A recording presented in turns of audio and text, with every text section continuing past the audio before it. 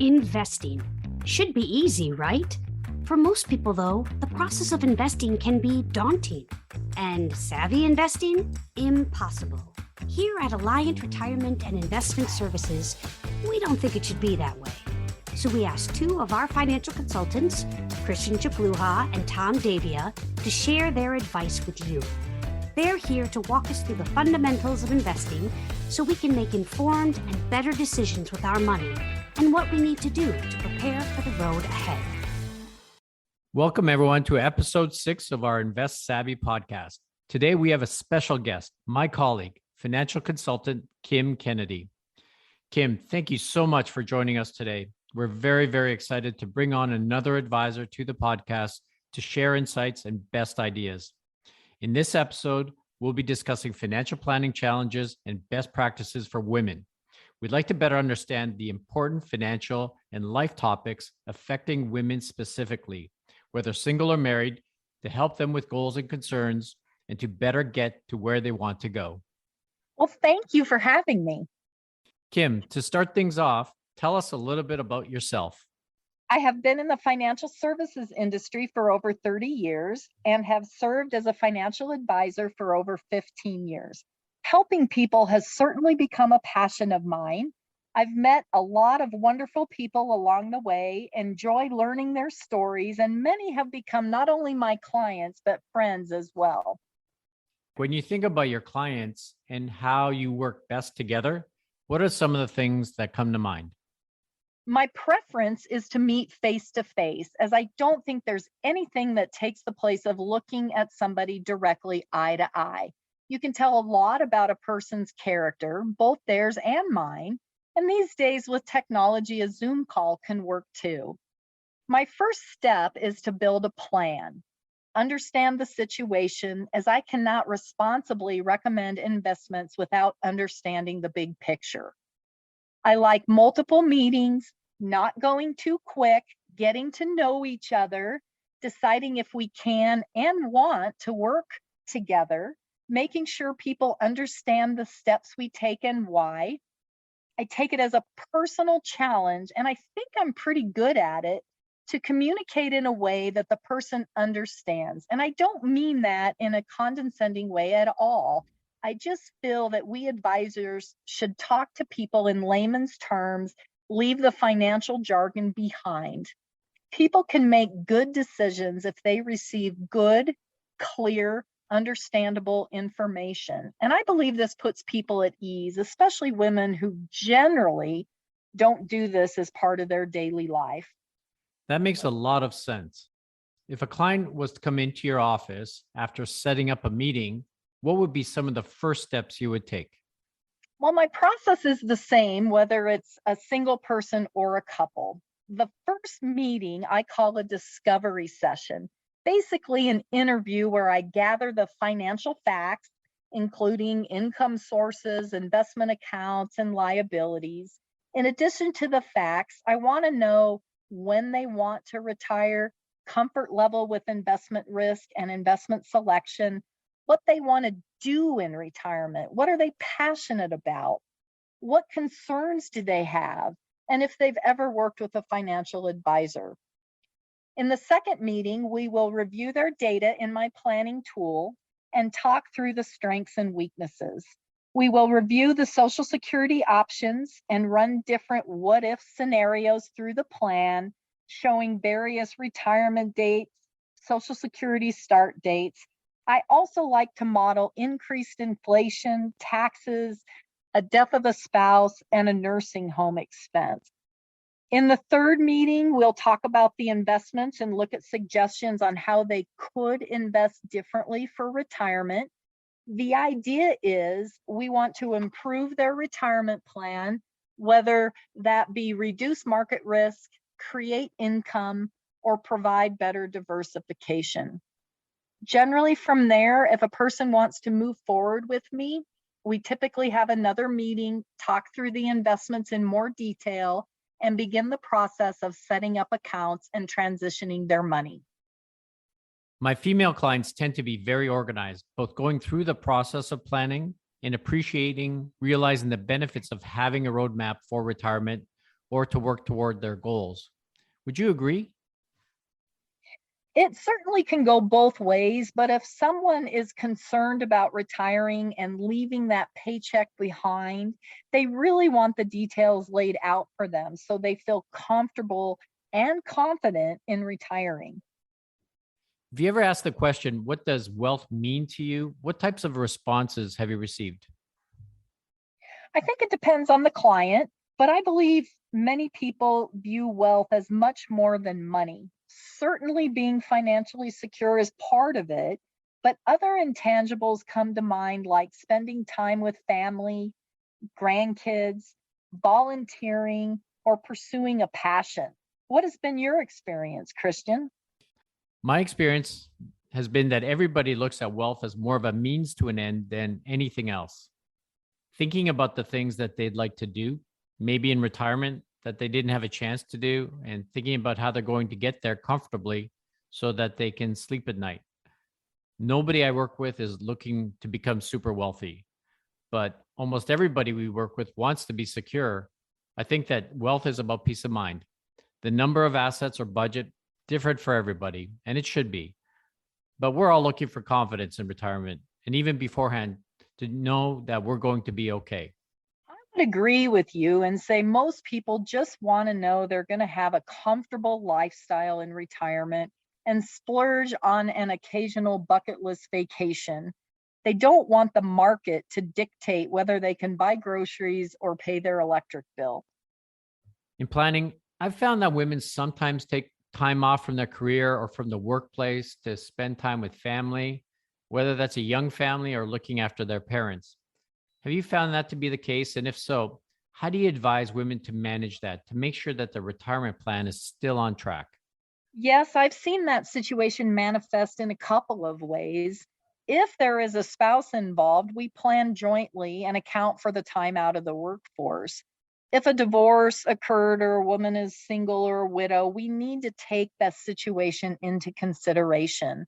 If the woman is financially able, I will advise to take advantage of catch up contributions or just save more. And I run into women that say, I don't have enough. How am I going to make it? I'll never retire.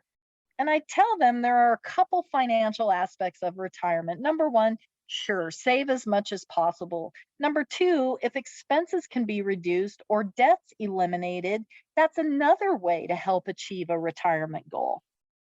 I find that women are working a little longer and are planning to work longer than maybe 5 or 10 years ago, based on the uncertainties around the pandemic, saving for retirement, even inflation. Are you observing some of the same concerns? I think for a number of reasons, people are working longer. Several women I know love what they do, so why give it up? It's easier to work longer if you enjoy it. Some people are leaving full time stressful jobs in lieu of something less stressful and perhaps part time. Some have said, I'm retiring regardless. I've worked hard enough to get here and I'm willing to adjust to make it happen. In terms of the pandemic, I saw people who were close to retirement leave the job a little earlier than planned because they just didn't want to deal with COVID and the job related impact. Now I'm hearing people say with inflation, market volatility, and economic uncertainty, maybe I won't retire in the next couple years like I planned. I may need to work a bit longer. So it's definitely a mix. How about you? What are you hearing? I would say it's about 50-50 among the folks that I speak to. Almost everyone has worked really hard throughout their careers, but many have a different mindset at retirement. We have a big client base in the airline industry here at ARIS. And I find that many people like the flexibility of being able to work part-time in their 60s and 70s. And you get a chance to do that when you're in the airline industry. Other folks in healthcare, for instance, I find those people are ready to retire closer to traditional ages. Maybe it's the life perspective. Time can be short, and they don't want to miss out on the chance to finally spend more quality time with family or grandkids or travel, do those things that they really want to do. So they're confident, basically, about that next stage in life. Well, I'd say we're seeing and hearing the same things. Another thing that comes to mind often is the idea of living a long time, especially with improvements in healthcare and technology. I find myself having this discussion also. The idea that our money has to last longer because we might be living longer. It also feels like life expectancy today in our 80s is one thing, but variation around that number is another. A lot of people live into their 90s and beyond. How do they plan for that? If somebody comes to you and says, gosh, my mom and dad lived a long time and I've got great genetics, I'm healthy, I exercise, all those good things, I plan to live into my 90s. What are some specific things that you might suggest to make sure their money lasts as long as possible? One of my interview questions that I always ask is, what concerns do you have about retirement? Almost without fail, the first thing that comes out of a person's mouth is they don't want to run out of money before they run out of time. And as you mentioned, with the awareness of lifestyle and advances in healthcare, we are living longer. My grandmother lived to be 5 weeks before her 101st birthday. It definitely happens, and we should plan for it just in case. I run all my plans to age 100, as I'm sure you do as well. Living longer also brings up a conversation about long term care. We need to be smart and make the best decision around Social Security and pension start dates. When it comes to a married couple, the woman most likely will outlive the man, so his Social Security claiming age and pension decisions may have a bearing on the spouse too. And in terms of the current opportunities for investing, do you find that women tend to prefer more conservative, moderate, or growth strategies in their portfolios? Well, this is a general statement, not true with everybody, but generally speaking, my experience has been that women are more conservative investors. They want more certainty, perhaps not with 100% of their money, but having their foundation secure, knowing if they live to age 100, their basic expenses and healthcare needs are covered, factoring in inflation and taxes. They like peace of mind. How about your experience?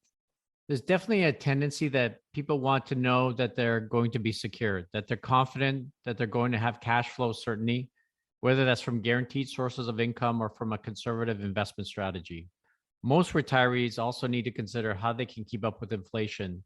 Sometimes that's inside a growth portfolio or other asset classes.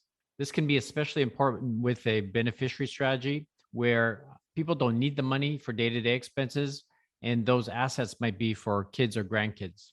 I would agree with that we need some growth investments too.